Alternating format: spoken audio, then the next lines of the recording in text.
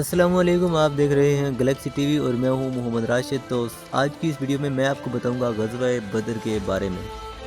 تو دوستو، ویڈیو شروع ہونے سے پہلے میرا چینل سبسکرائب کر لیں تاکہ میری ہر آنے والی ویڈیو آپ تک پہنچتی رہے۔ تو دوستو، آپ کا ٹائم ویسٹ کیے بغیر ویڈیو سٹارٹ کرتے ہیں۔ تو دوستو، غزوہ بدر 17 رمضان 2 ہجری بمطابق 13 مارچ 624 عیسوی کو حضور پر نور خاتم النبیین حضرت محمد صلی اللہ علیہ وآلہ وسلم کی قیادت میں مسلمانوں اور ابو جہل کی قیادت میں مکہ کے قبیلہ قریش اور دیگر عربوں کے درمیان میں مدینہ میں جنوب مغرب میں بدر نامی مقام پر ہوا۔ جنگ کے مقام کی وجہ سے اسے غزوہ بدر بھی کہا جاتا ہے۔ قریش مکہ نے مدینہ کی اس اسلامی ریاست پر اس لیے بھی حملہ کرنے کا فیصلہ کیا کہ وہ شہراء جو مکہ سے شام کی طرف جاتی تھی مسلمانوں کے قبضے میں تھی۔ اس شہراء کی تجارت سے اہل مکہ لاکھوں اشرفیاں سالانہ حاصل کرتے تھے۔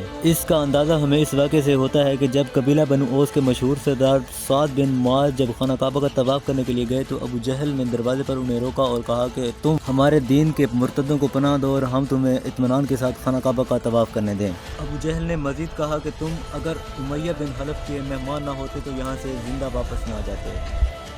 اس حرکت پر سعد بن معاذ نے ابو جہل کو جواب دیا کہ خدا کی قسم اگر تم نے مجھے اس سے روکا تو میں تمہیں اس چیز سے روک دوں گا جو تمہیں اس سے بھی اہم ہے، یعنی مدینے کے پاس سے تمہارا راستہ۔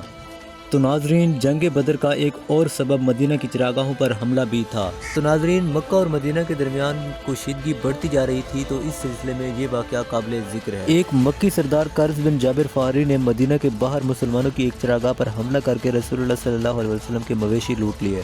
یہ ڈاکہ مسلمانوں کے لیے ایک کھلا چیلنج تھا۔ چند مسلمانوں نے قرظ کا تعاقب کیا لیکن وہ بچ نکلا۔ تو اب چلتے ہیں جنگ کے پس منظر کی طرف۔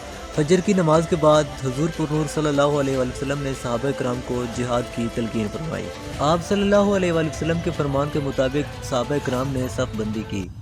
تو دوستو، اس غزوہ میں مسلمانوں کی تعداد 313 تھی جن میں 77 مہاجرین اور 236 انصار تھے۔ قریشی لشکر غرور و تکبر میں بدمست نسلی تفاخر کے نعرے لگاتا ہوا سامنے موجود تھا۔ تو ناظرین، یہ بات حقیقت ہے کہ مسلمانوں کے لیے یہ ایک بہت بڑی آزمائش کا وقت تھا کیونکہ ان کے سامنے ان کے اپنے ہی بھائی کھڑے تھے۔ حضرت ابوبکر نے اپنے بیٹے عبد الرحمن سے اور ابو حذیفہ نے اپنے باپ عتبہ سے مقابلہ کرنا تھا۔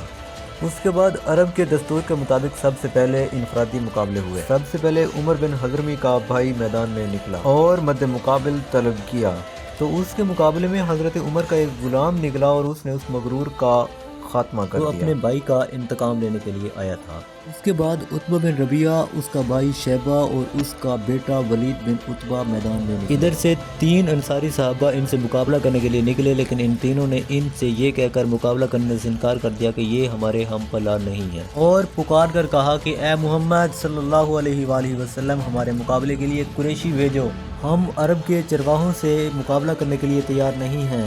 آپ صلی اللہ علیہ وآلہ وسلم کے ارشاد کے مطابق حضرت علی، حضرت حمزہ اور حضرت عبیدہ مقابلے کے لیے نکلے۔ مغرور قریشی سرداروں نے ان کے نام پوچھے اور کہا کہ ہاں تم ہمارے ہم پلہ ہو، اور مقابلہ شروع ہو گیا۔ چند لمحوں میں حضرت حمزہ نے شیبہ کو واصل جہنم کر دیا۔ اس کے بعد حضرت علی نے ولید کو قتل کر ڈالا اور لشکر اسلام سے نعرہ تکبیر اللہ اکبر کی آواز بلند ہوئی۔ اس کے بعد عتبہ اور حضرت عبیدہ نے ایک دوسرے پر بھرپور وار کیا اور دونوں ہی زخمی ہو کر گر پڑے۔ حضرت علی اپنے مد مقابل سے فارغ ہو کر عتبہ کی طرف لپکے اور ایک ہی وار سے اس کا کام تمام کر کے حضرت عبیدہ کو اپنے لشکر میں اٹھا لائے۔ قریش نے اپنے سرداروں کو یوں کرتے دیکھا تو یکبارگی حملہ کر دیا تاکہ اکثریت کے بلبوتے لشکر اسلام کو شکست دے سکیں۔ غزوہ بدر میں صحابہ کرام کا جوش و جذبہ اس قدر تھا کہ ایک صحابی عمر بن جام کھجوریں کھا رہے تھے۔ انہوں نے آپ صلی اللہ علیہ وآلہ وسلم کا اعلان، جو آج کے دن صبر و استقامت کے ساتھ لڑے گا اور پیٹ پھیر کر نہ بھاگے گا وہ جنت میں جائے گا، سنو تو کھجوریں پھینک دیں۔ واہ واہ، میرے اور جنت کے درمیان صرف اتنا وقفہ ہے کہ یہ لوگ مجھے قتل کر دیں۔ یہ کہہ کر اتنی بہادری سے لڑے کہ شہید ہوئے اور چند لمحوں میں جنت کا فاصلہ طے کر لیا۔ میدان کارزار خوب گرم تھا۔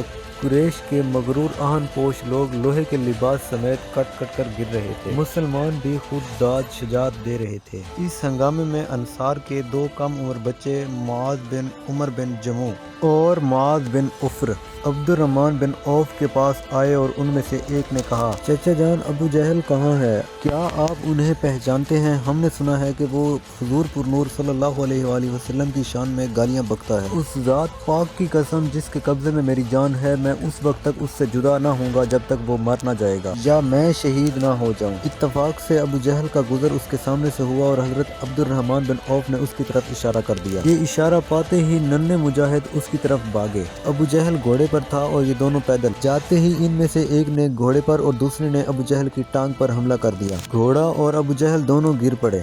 करमा बिन अबू जहल ने मुआज बिन उमर के कंधे पर हमला कर दिया और उनका बाजू लटक गया। बाहिम्मत नौजवान ने बाजू को रास्ते में हायल होते देखा तो पाँव के नीचे लेकर उसे अलग कर दिया और एक ही हाथ से शिकार पर हमला कर दिया। इतने में मुआज बिन अफर के भाई मऊज वहां पहुंचे। उन्होंने अबू जहल को ठंडा कर दिया और अब्दुल्ला बिन मसूद ने उसका सर तन से जुदा कर दिया। इस मैदान में अबू जहल के अलावा उमैया बिन खल्फ जिसने हजरत बिलाल पर बेपनाह जुल्म ढाए थे और अबू बकरी जैसे अहम सरदारान कुरैश भी मारे गए और अब ये लश्कर मैदान छोड़कर भाग खड़ा हुआ। अल्लाह ताला ने इस्लाम को फतह दी थी और दुनिया ने देख भी लिया कि फतह और शिकस्त में मादी कुव्वत के अलावा रूहानी कुव्वत का दखल होता है। इस गज़वा में मुसलमानों के 14 आदमी शहीद हुए और इसके मुकाबले में कुफ़ार के 70 आदमी मारे गए, जिनमें 36 हजरत अली के हाथों से कत्ल हुए और 70 से ज़्यादा गिरफ्तार भी कर लिए गए। दोस्तों, कुरैशी मक़तूलीन में उनके सरदारान भी शामिल थे और गिरफ्तार होने वाले भी इनके मुअज़्ज़िज़ीन में से थे। तो दोस्तों, इसके साथ ही अपने मेज़बान को दीजिए इजाज़त। अगली वीडियो में मिलते हैं। खुदा हाफिज़।